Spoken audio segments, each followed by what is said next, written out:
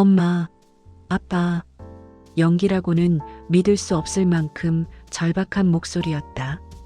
내 아들의 목소리가 맞았다. 24살, 올해 대학을 졸업한 우리의 자랑스러운 아들. 그 아이가 방금 우리를 죽이려 했다. 누가 좀 도와주세요. 구급차 불러주세요. 민준의 다급한 외침에 사람들이 몰려드는 소리가 들렸다. 재옥은 내 입을 막으며 고개를 저었다. 그의 눈에는 눈물이 가득했지만 동시에 굳은 결심이 서려 있었다. 구급차 사이렌 소리가 점점 가까워졌다. 그리고 또 다른 목소리가 들렸다. 민준아, 괜찮아?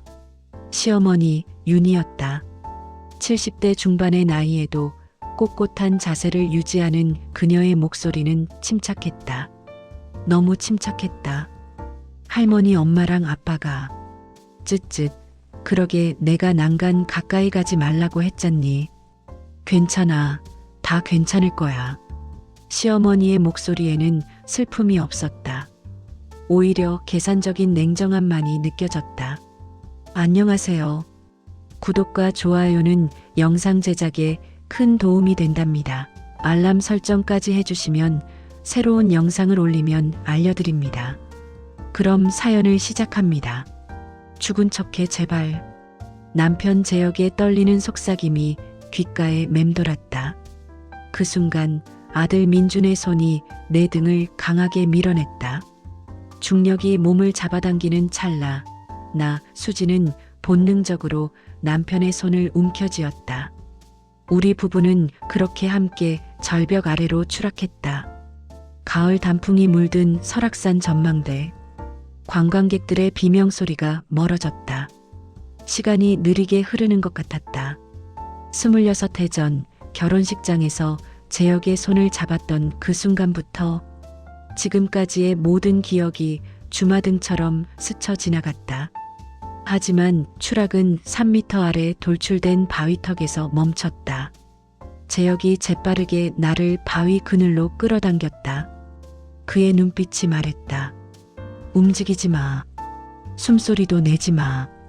위에서 민준의 목소리가 들렸다. 엄마, 아빠. 연기라고는 믿을 수 없을 만큼 절박한 목소리였다. 내 아들의 목소리가 맞았다. 24살, 올해 대학을 졸업한 우리의 자랑스러운 아들. 그 아이가 방금 우리를 죽이려 했다. 누가 좀 도와주세요. 구급차 불러주세요. 민준의 다급한 외침에 사람들이 몰려드는 소리가 들렸다. 재옥은 내 입을 막으며 고개를 저었다. 그의 눈에는 눈물이 가득했지만 동시에 굳은 결심이 서려 있었다. 구급차 사이렌 소리가 점점 가까워졌다. 그리고 또 다른 목소리가 들렸다. 민준아, 괜찮아? 시어머니 윤이었다. 70대 중반의 나이에도 꼿꼿한 자세를 유지하는 그녀의 목소리는 침착했다. 너무 침착했다. 할머니, 엄마랑 아빠가 쯧쯧. 그러게 내가 난간 가까이 가지 말라고 했잖니. 괜찮아. 다 괜찮을 거야. 시어머니의 목소리에는 슬픔이 없었다. 오히려 계산적인 냉정함만이 느껴졌다. 해가 지고 수색팀이 철수한 후 우리는 조심스럽게 산을 내려왔다. 재혁이 미리 준비해둔 산장으로 향했다. 그제야 그가 입을 열었다. 20년 전으로 돌아가야 해. 형수 은영 이야기부터. 재혁의 형, 재우는 20년 전 교통사고로 사망했다. 아니, 사망한 것으로 알려졌다. 당시 형수 은영은 임신 7개월이었고 사고 2달 후 조카 지훈이를 낳았다. 시어머니는 은영에게 거액의 보험금과 위로금을 주며 조용히 집을 떠나라고 했다. 불길한 여자가 손주를 키울 수 없다는 이유였다. 그때 난 대학생이었어. 아무것도 몰랐지. 어머니가 다 처리하셨으니까. 재혁이 고개를 떨구었다. 근데 3년 전 우연히 알게 됐어.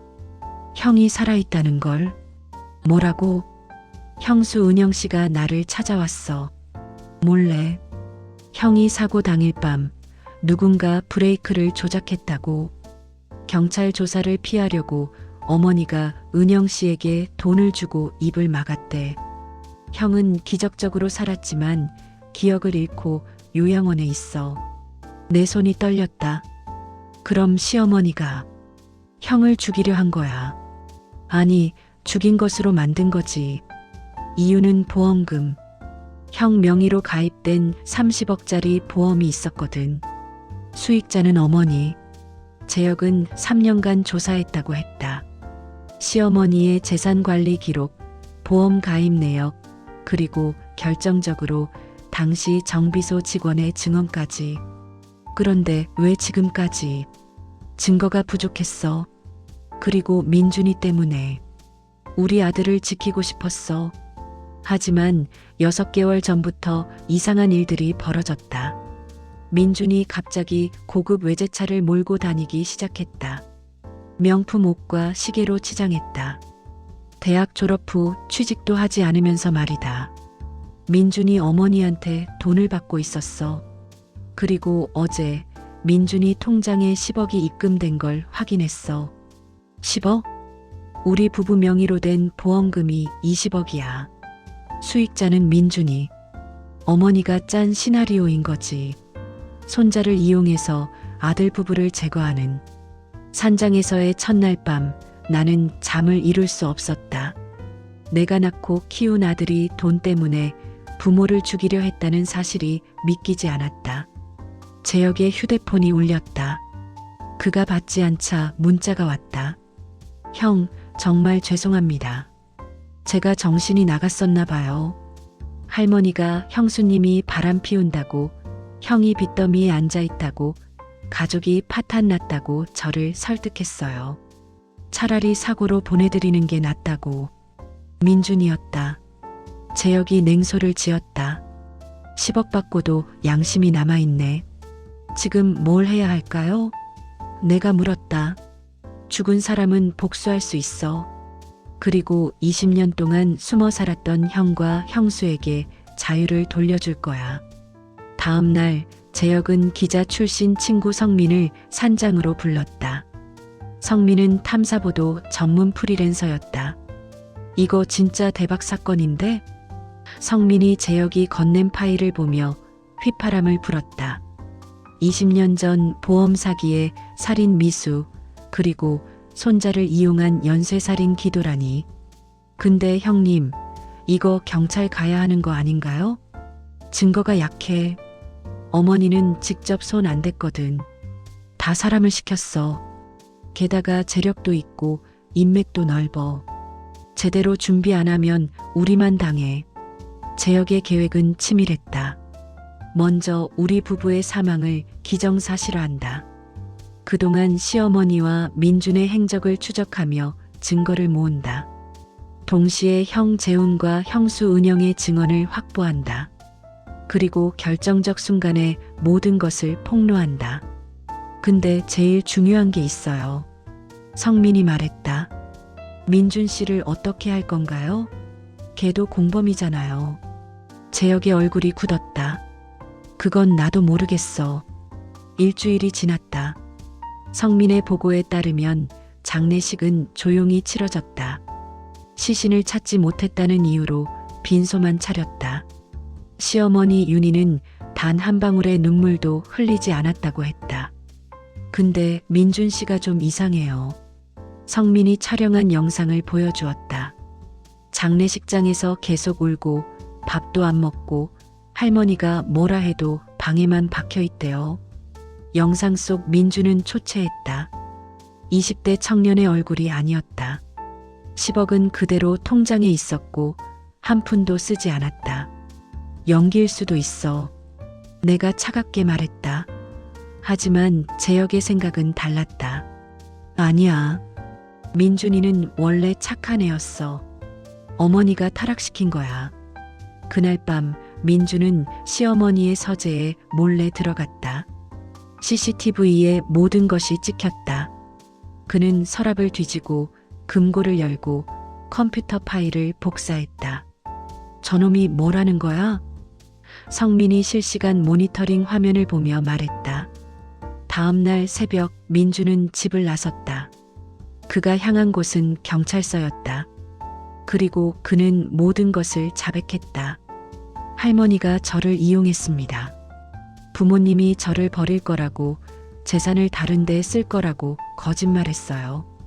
저는 정말 멍청했습니다. 돈에 눈이 멀었어요. 민주는 시어머니가 보관하던 모든 증거를 제출했다. 20년 전 정비소 직원에게 준 돈 봉투, 은영에게 보낸 협박 편지, 그리고 재혁 부부를 제거하라는 녹음 파일까지. 이걸 왜 할머니가 보관한 거지? 경찰이 물었다. 보험이죠.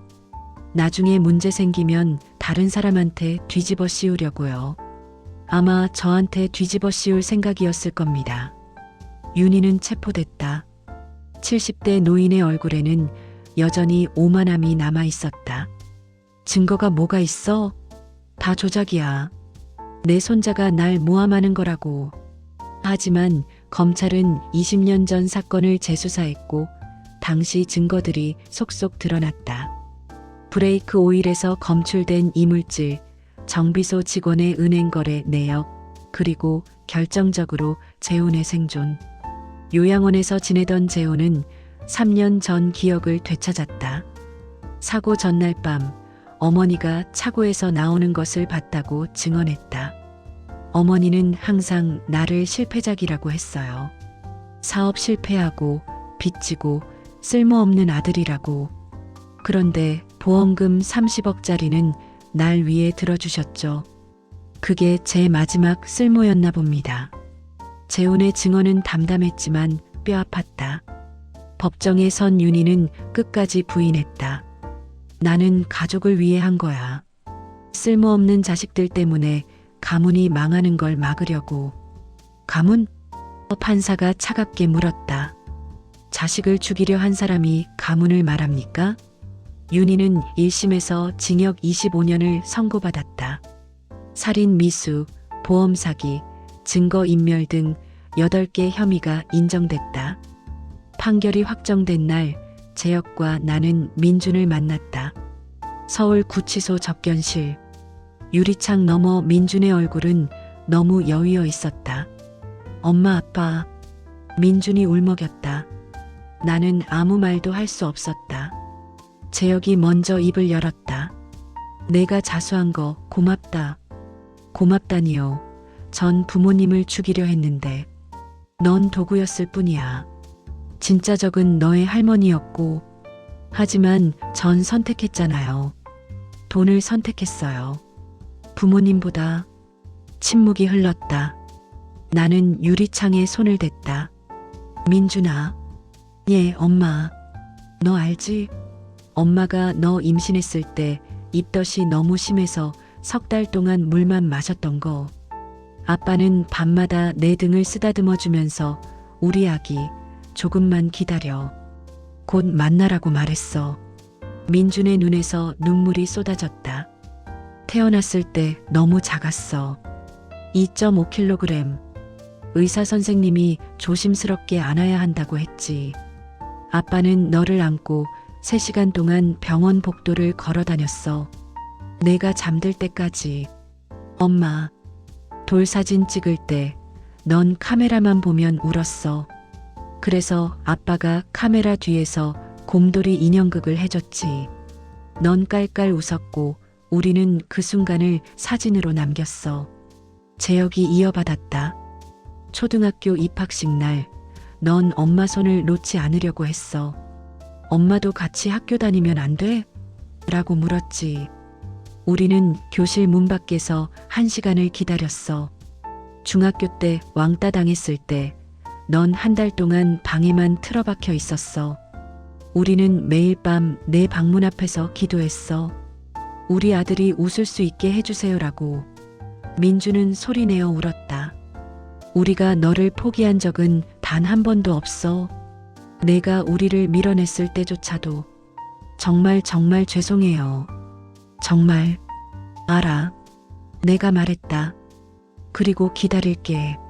내가 벌을 받고 반성하고 다시 우리한테 돌아올 때까지. 민주는 3년을 선고받았다. 자수와 진심 어린 반성, 그리고 피해자인 부모의 탄원서가 참작됐다. 2년 후, 재우는 기억을 되찾은 후 작은 서점을 열었다. 은영과 아들 지훈이와 함께 평범하지만 행복한 삶을 살고 있었다.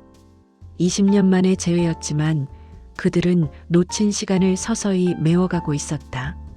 형수님, 이 책 좀 봐요. 내가 서가에서 책 한 권을 꺼냈다. 용서에 대하여. 읽어봤어요. 은영이 미소 지었다. 쉽지 않더라고요.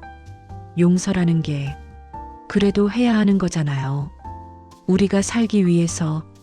은영이 고개를 끄덕였다. 맞아요. 원망 속에 갇혀 있으면 결국 우리가 죽으니까요. 지훈이는 21살이 됐다. 민준보다 3살 어렸다. 두 사촌은 아직 만나지 못했지만 언젠가는 만날 날이 올 것이다. 재혁은 회사를 정리하고 사회복지사 자격증을 땄다. 도움이 필요한 가족들을 돕고 싶어. 우리 같은 비극이 반복되지 않도록. 나는 상담 심리사가 됐다. 특히 가정폭력과 학대 피해자들을 만났다. 내 경험이 누군가에게 위로가 되기를 바라며. 1년 후, 민준이 출소했다. 교도소 앞에서 우리 부부가 기다리고 있었다. 엄마, 아빠. 민준은 다시 울었다. 하지만 이번에는 다른 눈물이었다.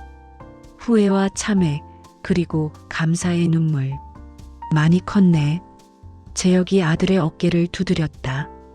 안에서 공부 많이 했어요. GED도 땄고 사회복지사 자격증 준비하고 있어요. 그래, 잘했다. 우리는 차에 올라탔다. 목적지는 재훈의 서점이었다. 가족 모임을 준비해뒀다. 민준아, 내가 백미러로 아들을 보며 말했다. 할머니 면회는 갈 거야? 민준이 잠시 망설이다 고개를 끄덕였다. 가려고요.